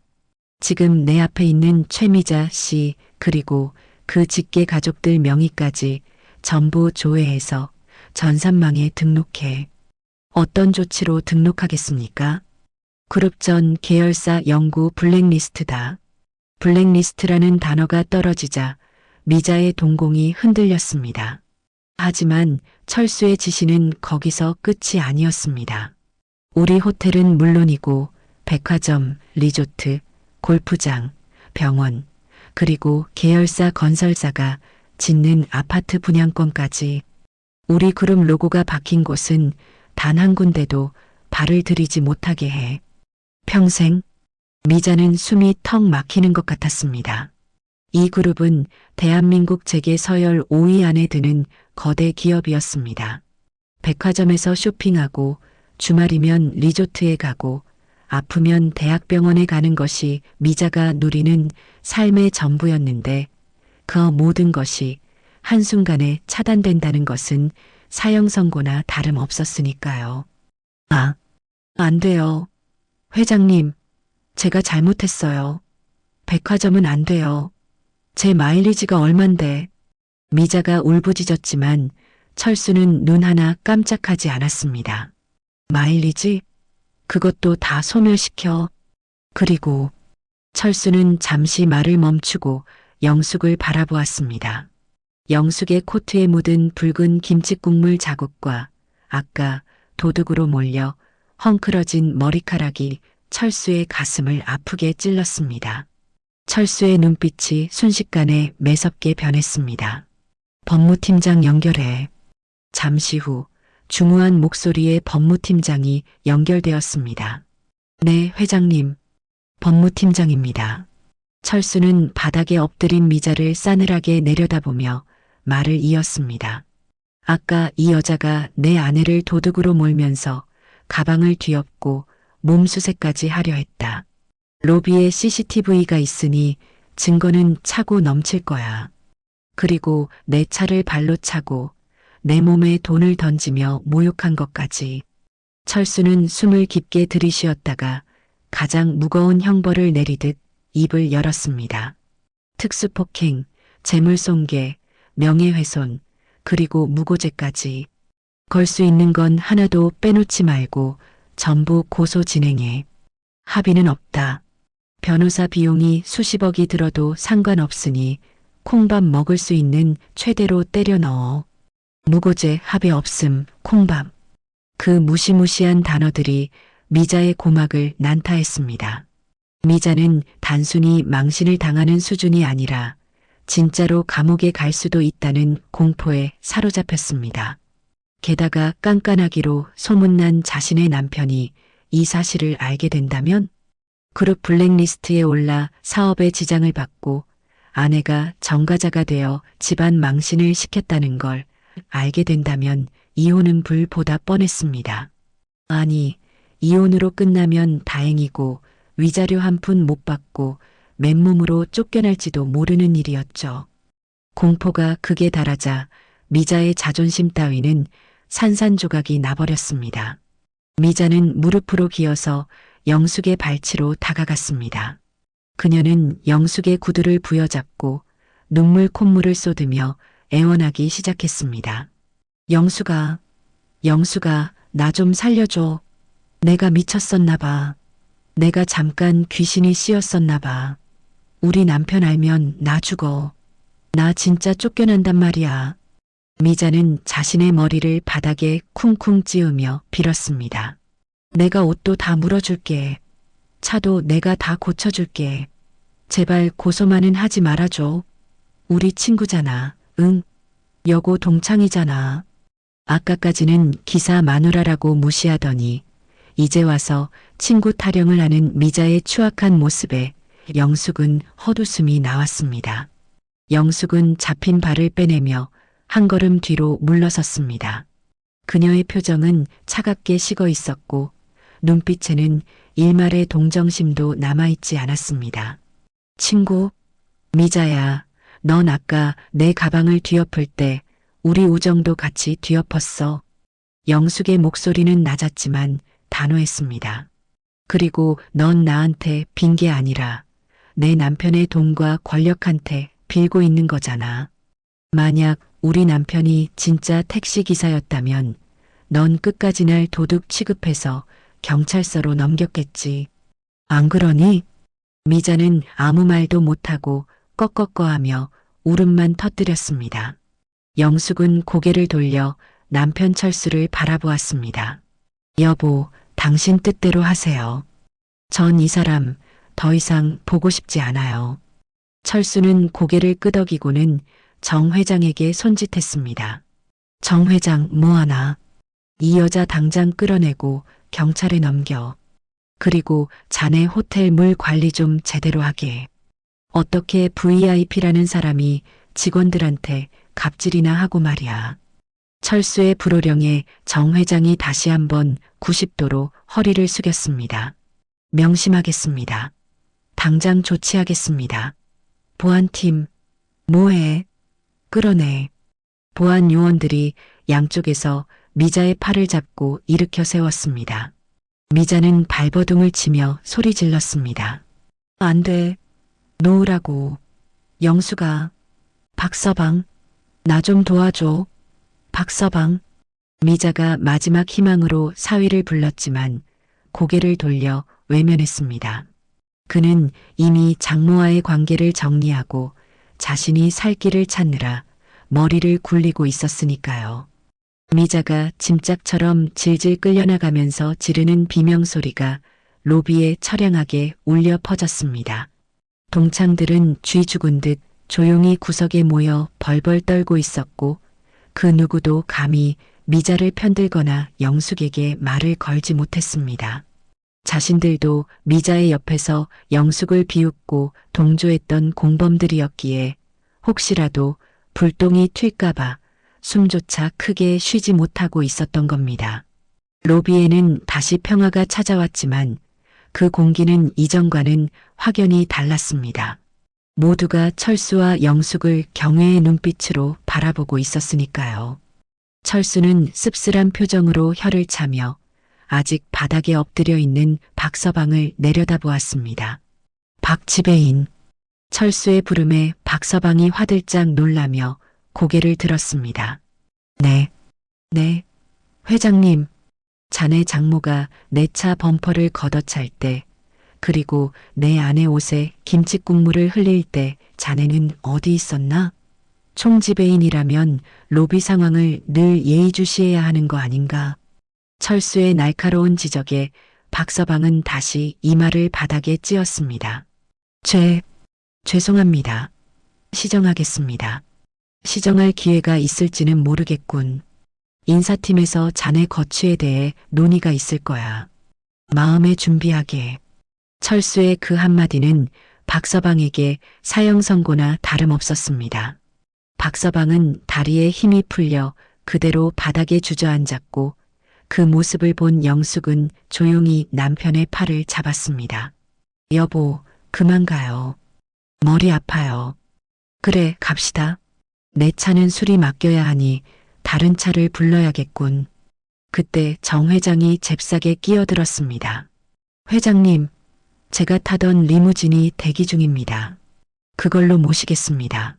그리고 사모님 옷은 제가 책임지고 이태리 본사에 보내서 복원해 오겠습니다. 철수는 영숙을 바라보며 빙그레 웃었습니다. 임자, 들었지? 옷은 걱정 말라네. 자, 갑시다. 철수는 그 투박하고 거친 손으로 영숙의 손을 꽉 잡았습니다. 미자가 더럽다고 피했던 그 손이었지만 영숙에게는 세상에서 가장 든든하고 따뜻한 손이었습니다. 두 사람은 수십 명 직원의 배웅을 받으며 유유히 호텔 정문을 빠져나갔습니다.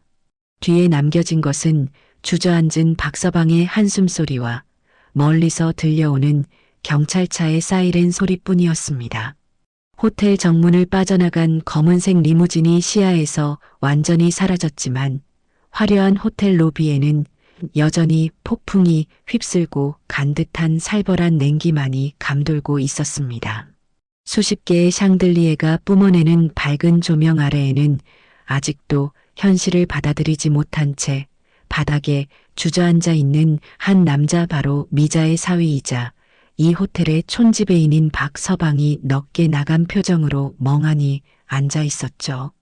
그의 머릿속에는 방금 전 왕 회장님이 남기고 간 인사팀에서 자네 거취를 논의할 것이라는 차가운 사형 선고만이 맴돌고 있었는데 그 목소리가 마치 이명처럼 귓가를 때리며 그를 미치게 만들고 있었습니다. 그때 현직 회장인 정 회장이 싸늘하게 굳은 표정으로 박서방에게 천천히 걸어왔습니다. 정 회장의 구두굽이 대리석 바닥을 찍을 때마다 울리는 탁, 탁 소리가 박서방의 심장을 짓밟는 것처럼 공포스럽게 느껴졌습니다. 박지배인. 정 회장의 낮게 깔린 목소리에 박서방이 감전된 사람처럼 벌떡 일어났습니다. 네, 회장님. 박서방은 본능적으로 차려 자세를 취했지만 다리가 사시나무 떨듯 후들거려 제대로 서 있기조차 힘들었습니다. 정 회장은 박서방을 마치 오물 보듯 내려다보며 혀를 찼습니다. 자네 오늘 아주 큰일을 해냈더군. 감히 왕 회장님 차를 똥차 취급하고 사모님을 도둑으로 몬 그 대단한 여자가 자네 장모라고 했나? 정 회장의 질책은 날카로운 비수기 되어 박서방의 가슴에 꽂혔습니다. 박서방은 입이 10개라도 할 말이 없었기에 등줄기에서 식은 땀만 비오듯 쏟아내며 입술을 바짝바짝 깨물 뿐이었습니다. 회장님, 저는 정말 몰랐습니다. 장모님이 평소에 허세가 좀 있으시긴 했지만 설마 회장님께 그럴 줄은 꿈에도 몰랐습니다. 한 번만 선처해 주십시오. 박서방이 비굴하게 변명을 늘어놓으며 허리를 숙였지만 정 회장은 더 이상 듣고 싶지 않다는 듯 손을 들어 말을 잘랐습니다. 몰랐다? 총지배인이 호텔 로비에서 벌어지는 소란을 몰랐다면 무능한 거고 알고도 장모라고 봐준 거라면 직무유기야. 어느 쪽이든 자네는 자격 미달이네. 정 회장은 뒤에 서 있던 인사팀장에게 턱짓을 하며 단호하게 명령했습니다. 인사팀장, 지금 당장 박 지배인 사원증 회수하고 법인카드 정지시켜. 그리고 오늘부로 대기 발령 내. 징계위원회 열어서 해고 절차 밟도록 하고 퇴직금도 규정대로 삭감해. 네, 알겠습니다. 인사팀장이 즉각 대답하며 박서방에게 다가와 손을 내밀었습니다. 지배인님, 사원증 주시죠. 박서방은 눈앞이 캄캄해져 아무것도 보이지 않았습니다. 명문대를 나와 해외 유학까지 다녀와서 겨우 올라온 총지배인 자리였고 연봉 수억 원에 어디를 가든 대접받던 그 화려한 인생이 장모의 혀 놀림 한 번에 와르르 무너져 내린 것입니다. 이대로 쫓겨나면 동종업계 재취업은 불가능했고 평생 쌓아온 커리어는 쓰레기통에 처박히게 될 운명이었습니다. 회장님, 제발 한 번만 기회를 주십시오. 제가 장모님하고 연을 끊겠습니다. 이혼이라도 하겠습니다. 제발요. 박서방이 체면도 버리고 정 회장의 바짓가랑이를 잡고 매달렸지만 정 회장은 가차없이 발을 빼며 돌아섰습니다. 추하군. 끌어내. 보안 요원들이 박서방의 양팔을 잡고 로비 밖으로 짐짝처럼 질질 끌고 나갔습니다. 박서방은 끌려나가면서도 악에 받친 목소리로 고래고래 소리를 질렀습니다. 장모님, 아우, 내가 미쳤지. 저런 여자를 장모라고. 내 인생 물어내. 당신 때문에 내가 망했어. 내 인생 물어내란 말이야. 그의 처절한 절규는 호텔 자동문이 닫히며 허무하게 끊겼고 로비에 있던 직원들은 그 모습을 보며 혀를 찼습니다. 한편 같은 시각 관할 경찰서 형사과 조사실의 풍경은 더욱 처참했습니다. 미자는 화려했던 밍크 코트가 반쯤 벗겨진 채 헝클어진 머리와 번진 화장으로 초라한 몰골을 하고 철제 의자에 앉아 있었습니다. 조사실 특유의 차가운 공기와 퀴퀴한 냄새가 미자의 코를 찔렀고 형광등 불빛은 너무나도 시려서 눈을 뜰 수조차 없었죠. 조사를 맡은 김 형사는 미자가 저지른 혐의들이 빼곡히 적힌 조서를 넘기며 기가 차다는 듯 헛웃음을 터뜨렸습니다. 아줌마, 진짜 대단하시네. 특수폭행, 재물손괴, 명예훼손, 모욕, 무고. 이거 뭐 형법 교과서 수준이에요. 게다가 피해자가 그 그룹 왕 회장님 사모님이라면서요? 간도 크십니다, 정말. 김 형사의 비아냥에 미자는 히스테릭하게 소리를 질렀습니다. 아니에요. 난 몰랐다고요. 그냥 친구끼리 장난 좀 친 건데 그게 무슨 죄가 돼요? 그리고 내가 누군지 알아요? 우리 사위가 그 호텔 총지배인이에요. 전화 한 통이면 당신들 다 옷 벗길 수 있어. 당장 내 사위 불러와. 미자는 아직도 상황 파악을 못한 채 옛날 버릇을 버리지 못하고 고래고래 악을 썼습니다. 자신이 벼랑 끝에 매달려 있다는 사실을 인정하는 순간 정말로 떨어져 죽을 것 같았기 때문에 필사적으로 현실을 부정하고 있었던 겁니다. 김 형사는 피식 웃으며 자신의 스마트폰을 꺼내 미자의 눈앞에 들이밀었습니다. 아, 그 총지배인 사위분이요? 지금 인터넷 실시간 검색어 1위던데 아직 모르셨나 보네. 미자는 떨리는 눈으로 스마트폰 화면을 들여다보았습니다. 화면에는 대기업 명예회장에게 행패 부린 총지배인 장모 충격이라는 자극적인 제목의 속보가 대문짝만하게 떠 있었습니다. 그뿐만이 아니었습니다. 호텔 측 해당 총지배인 즉각 해고, 조치 및 무관용 원칙 적용이라는 후속 기사까지 실시간으로 올라오고 있었죠. 기사 제목을 읽어내려가는 미자의 손이 사시나무 떨듯 격렬하게 떨리기 시작했습니다.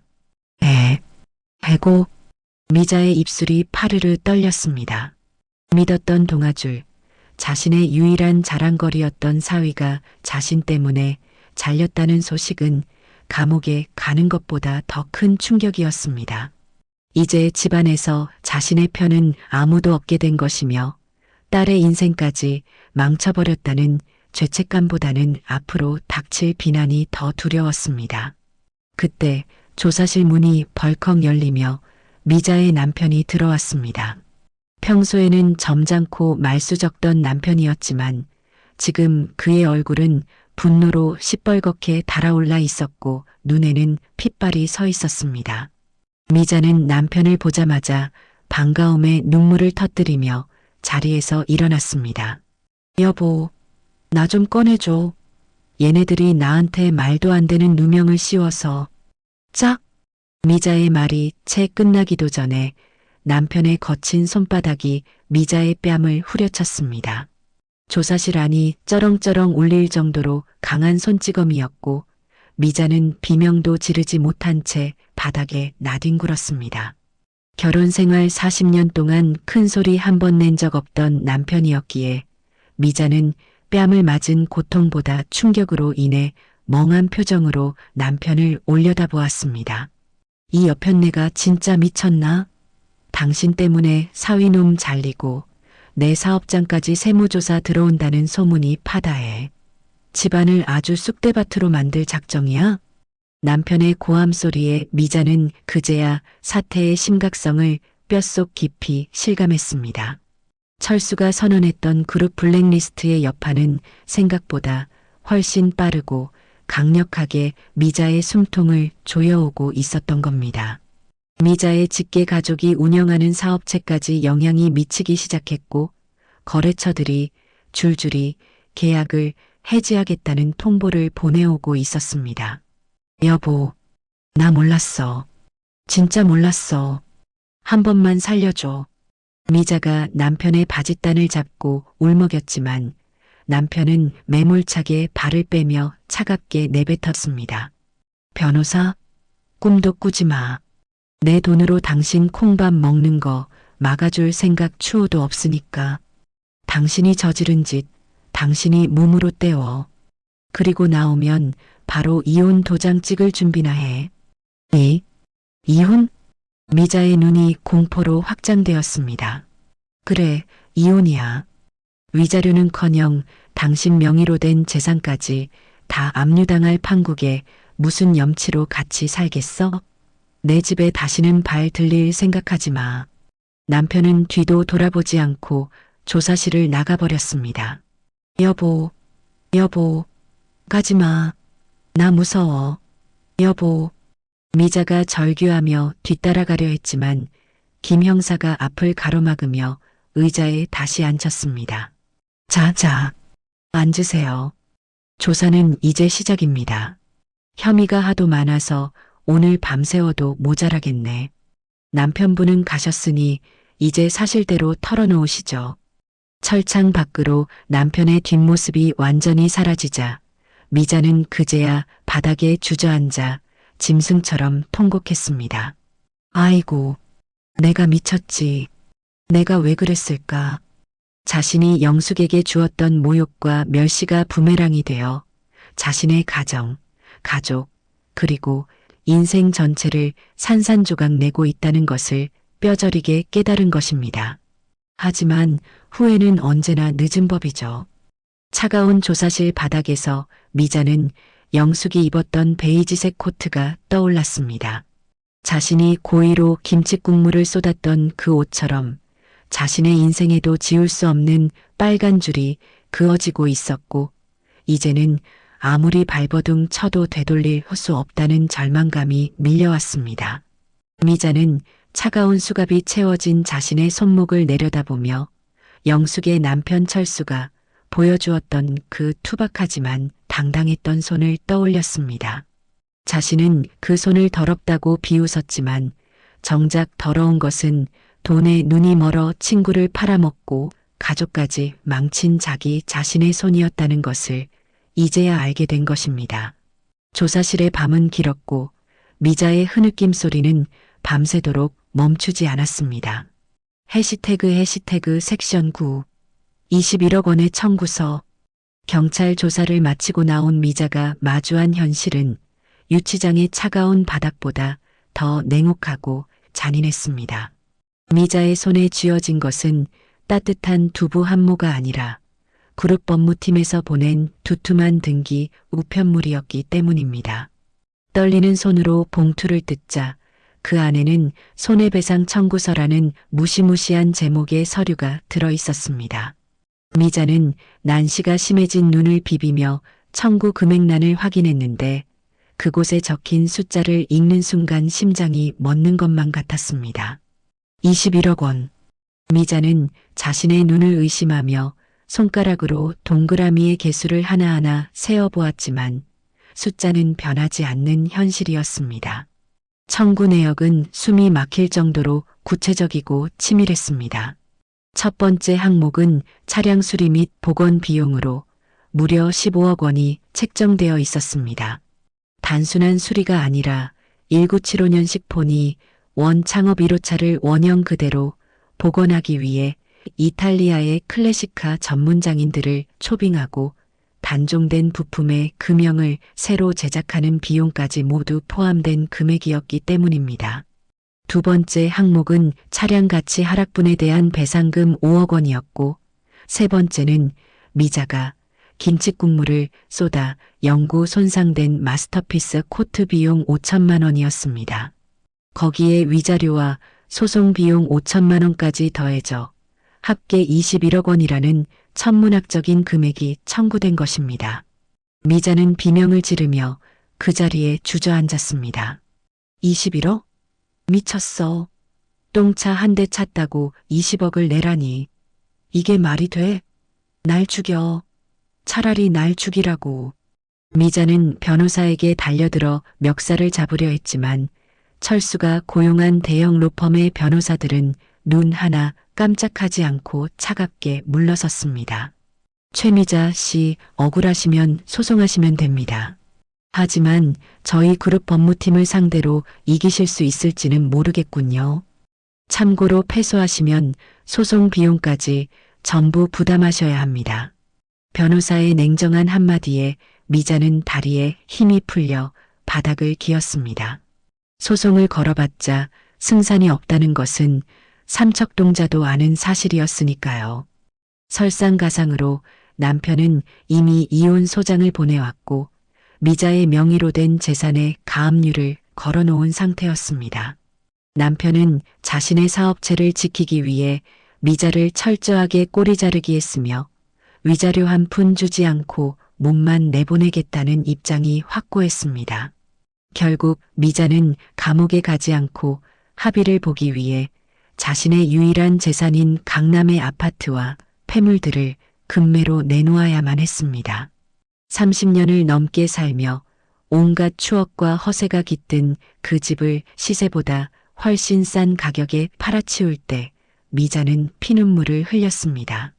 부동산 계약서에 도장을 찍던 날 미자는 중개인 앞에서 통곡을 했습니다. 이게 어떤 집인데? 내가 이 집을 어떻게 샀는데? 하지만 중개인은 혀를 차며 싸늘하게 말했죠. 사모님, 지금 우실 때가 아니에요. 금매로 팔아도 배상금 갚고 나면 남는 게 거의 없으시다면서요. 얼른 짐이나 빼세요. 새 주인 들어오십니다. 모든 빚을 청산하고 난 미자의 수중에 남은 돈은 고작 보증금 500만 원에 월세 30만 원짜리 단칸방을 구할 돈뿐이었습니다. 일주일 후 서울 외곽의 허름한 주택가 골목길. 화려한 밍크 코트를 입고 호텔 로비를 누비던 미자의 모습은 온데간데 없고 보풀이 인 낡은 추리닝 바람에 초라한 노파가 이삿짐 트럭에서 짐을 내리고 있었습니다. 미자가 새로 살게 된 곳은 반지하 단칸방이었습니다. 곰팡이 냄새가 퀴퀴하게 풍기는 좁은 방에 들어서자 천장 구석에는 거미줄이 쳐져 있고 장판은 누렇게 들떠 있었습니다. 미자는 짐을 풀 생각도 하지 못한 채 차가운 방바닥에 털썩 주저앉았습니다. 창문 밖으로 지나가는 사람들의 발만 보이는 그곳에서 미자는 자신이 그토록 무시했던 바닥 인생이 바로 자신의 현실이 되었음을 뼈저리게 실감했습니다. 어쩌다 내가 이렇게 됐을까? 미자는 가방에서 주섬주섬 먹다 남은 빵 조각을 꺼내 들었습니다. 호텔 뷔페에서 최고급 스테이크를 썰며 고기가 질기네. 어쩌네 하며 타박하던 자신이 이제는 편의점 폐기빵 하나에도 감사해야 하는 처지가 된 것입니다. 목이 메어 빵이 넘어가지 않자 미자는 수돗물을 틀어 벌컥벌컥 마셨습니다. 그때 얇은 벽 너머로 옆집 사람들의 대화 소리가 들려왔습니다. 자기야, 뉴스 봤어? 그 호텔 갑질려 있잖아. 집도 팔고 쫄딱 망해서 쫓겨났대. 잘 됐네. 남의 눈에 눈물 나게 하면 제 눈에는 피눈물 나는 법이지. 꼴 좋다. 자신을 욕하는 소리를 들으며 미자는 이불을 뒤집어 쓰고 소리 죽여 울었습니다. 세상 모든 사람이 자신을 손가락질하고 있었고 도와줄 가족도 친구도 돈도 없는 철저한 고립무원이었습니다. 그 시각 서울 시내의 한 도로는 따스한 햇살이 내리쬐고 있었습니다. 그리고 그 도로 위를 마치 시간을 거스른 듯한 아름다운 녹색 자동차 한 대가 미끄러지듯